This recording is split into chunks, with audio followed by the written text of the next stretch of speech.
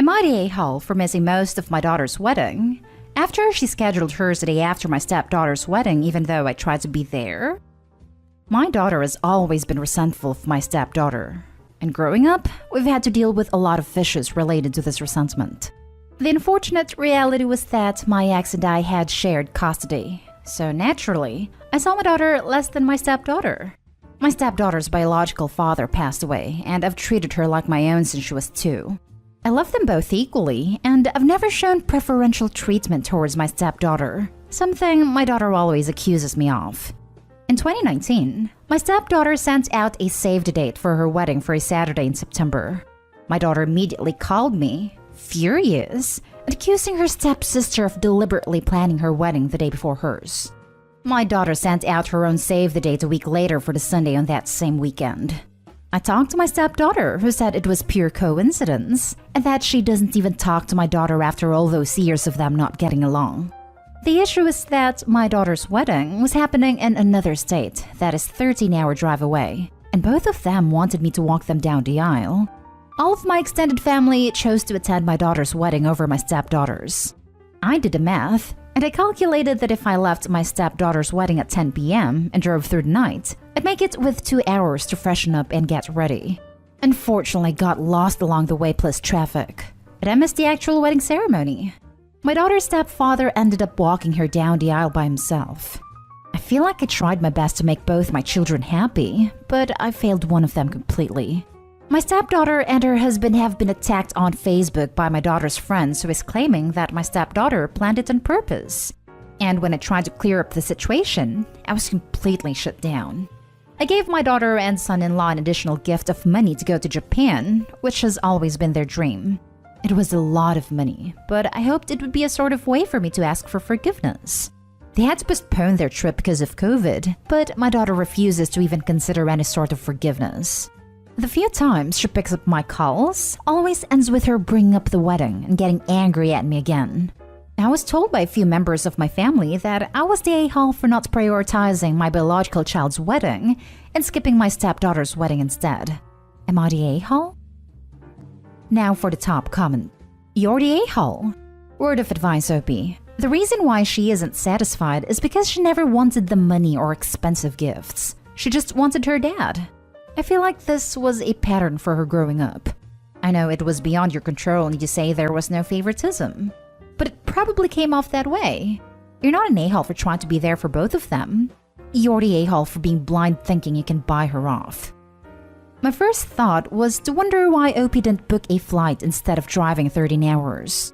Surely if Opie has money to splash for a holiday for his daughter, he could have booked a plane and hired a car. Opie replied in one of the comments that it'd take longer. You're the a-hole. You have 2 daughters who were engaged in planning weddings, and you were so disengaged that you didn't even know what month they were both looking at for the wedding. Were you even talking to them about it? Then, knowing that your daughter struggles with you being more present in the stepdaughter's life than hers, you prioritized the stepdaughter's reception over being sure you'd be present at your daughter's wedding. Yeah, I can see why she's upset. You can say you have good intentions, but that's not going to change the perception that she has. That you didn't care for years, and even on this day, you picked someone else. Hard to disagree. I'm wedding planning right now, and I guarantee that my parents don't know our date off the top of their heads. Especially because these things change as venues and catering and such are figured out. The entire purpose of a save-the-date is to share your finalized date and location with your family and guests. Info. Was your first time hearing about these weddings the day you received the save-the-dates? Did neither of your daughters share possible dates with you beforehand? Was my daughter invited to stepdaughter's wedding? And why didn't you leave until 10 p.m.? Everyone sucks here. Your bio daughter because she didn't help any of the drama at best, and at worst purposefully caused the drama. You for thinking 2 hours is a good buffer after a 13-hour drive that you started at 10 p.m. after a wedding, you would have walked down that aisle looking like a zombie even after a shower. Rude to your daughter. For not leaving until 10 p.m. Friend's opinion or not, you did choose your stepdaughter over your bio daughter. If you expect your bio daughter to get over her bio father who was supposed to walk her down the aisle not even being there, why wouldn't you expect your stepdaughter to understand that you had to leave her party to walk your other daughter down the aisle? The way you phrased the "unfortunately stepdaughter lived with me full time, so I had more time with her," in my opinion, sounds like a justification for the same performative effort but lack of actual effort and care taken in this matter. You are at fault at least as much as her in this. Next story. Am I the a-hole for not inviting my aunt to my wedding and saying she's not invited to my bridal shower? My Aunt Diane, fake name, isn't someone who's a nice person. She, my dad, and her sister, my other aunt, do not get along. They're always feuding over politics and BS.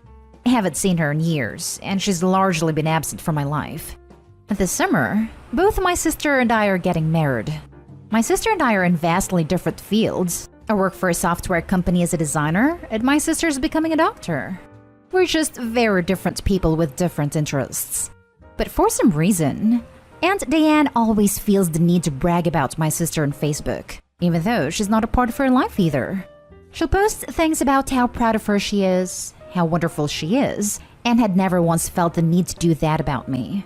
Normally, I would just brush it off because I really don't care what she thinks. She's just a sad woman. The background behind why I don't want her at my wedding is this. I got engaged a full year before my sister. My fiancé and I have been together almost 10 years now and have just not been in a rush to get married. I didn't think twice about not getting a congratulatory comment/post from her. But when my sister got engaged a year later, she posted multiple things on Facebook about their engagement, about her fiancé, about the ring, etc. That's when I lost it. I told my parents she was under no circumstances invited to my wedding or shower. I was the one who sent the wedding invite, so I never sent one to her. I'm pretty sure my dad, her brother, just told her she wasn't invited because she couldn't come anyway.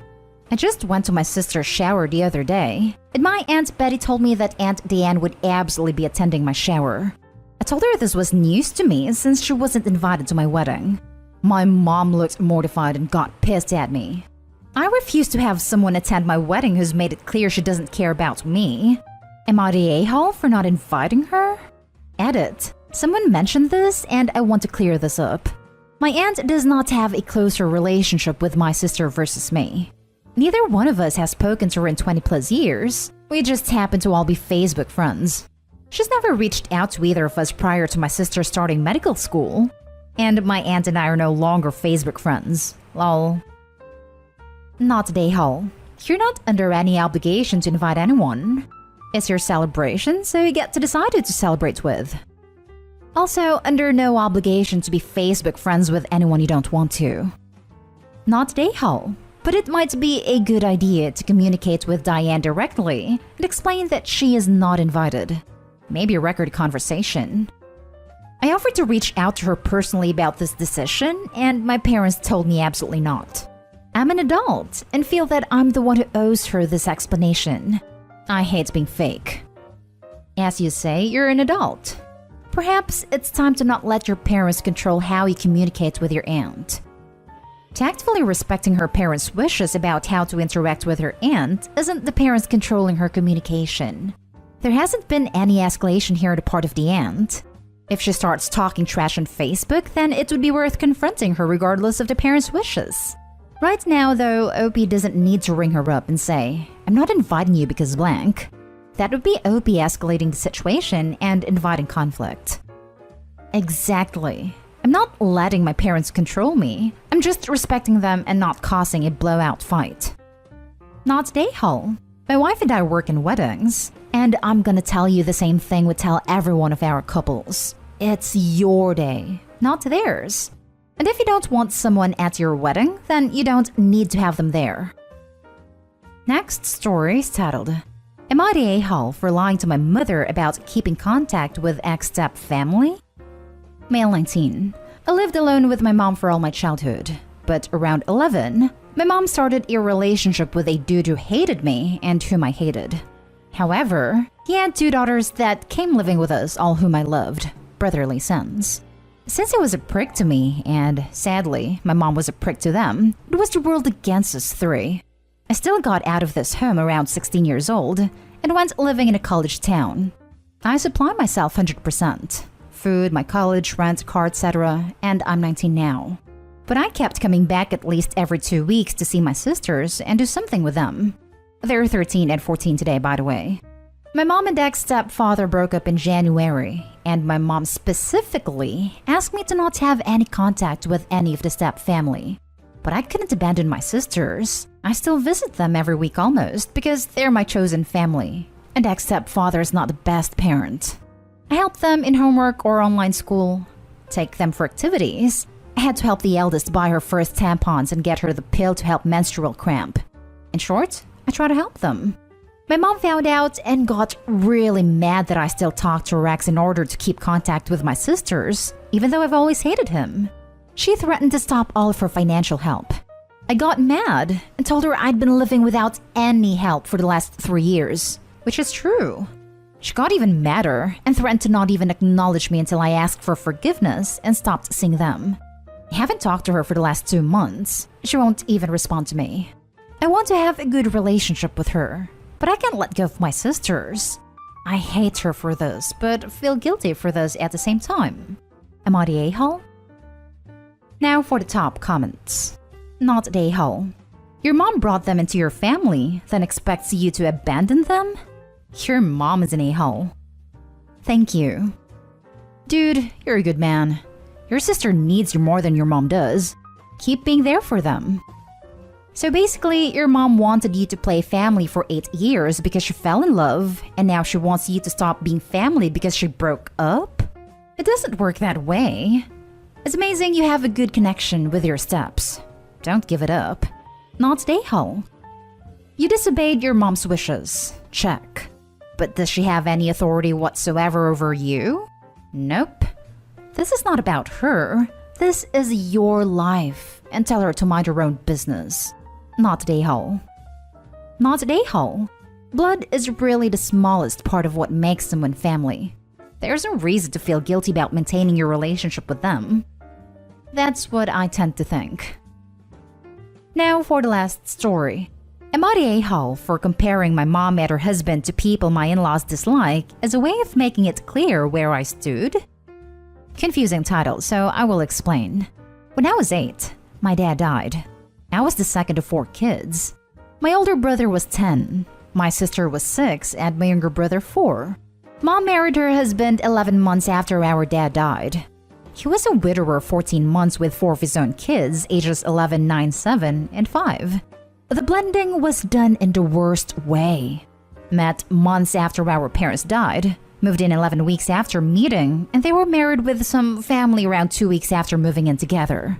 It was pretty much said we were family now, not a blended family. He was dad, she was mom, and we were siblings. Me, my older brother, and his 3 older kids struggled. We hated the steps. We did not want to blend. We cried for our parents. Nobody got any therapy. Adoption was pushed, but thankfully mine and my brother's voices as well as the voices of his older 2 were listened to. But his 7-year-old was adopted by our mom because he was considered too young to decide.